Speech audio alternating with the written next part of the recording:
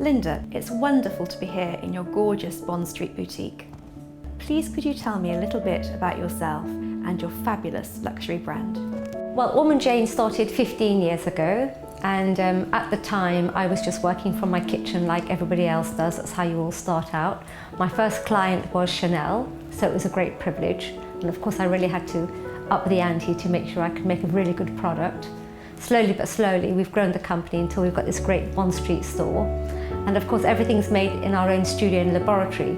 And we are making all the candles by hand, we're making the perfume. It's very comprehensive and it looks very good.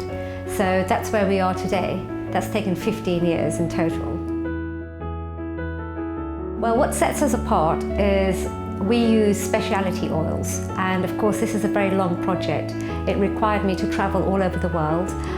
I was on the road for about 2 years to look for these oils that nobody else was using in the perfume industry. And the idea behind it was that if somebody came into the store and said, I like jasmine, I would say, well, we've got jasmine, but in a different form. It's sampaquita, it's the national flower of the Philippines.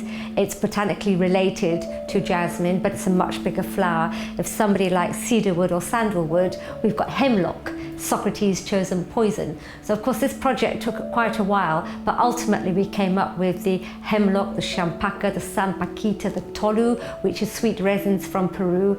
And of course, you know, it was a great hit because people wanted to have something different. And it's the same for the candles. All the candles are handmade in our studio. We use the specialty oils. We check every molecular weight of each oil to make sure we get the right wick size. So every single candle has its own product development that takes a long time. So ultimately, all the products work, they all function, they all perform, and everything's handmade in London.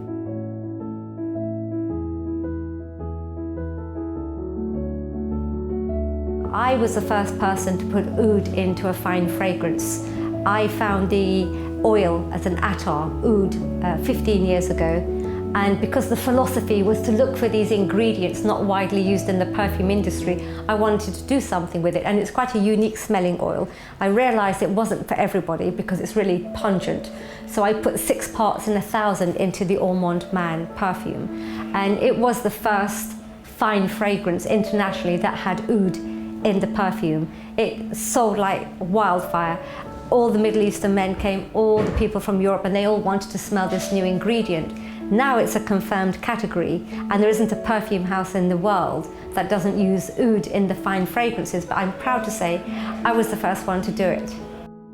So the Rachel Bates candle is going to be spectacular because it's going to be everything that reflects Rachel Bates. I've met her a few times and she is full of vibrancy and colour, and so for us it was all about recreating Rachel Bates. We did it with lots of beautiful English garden flowers.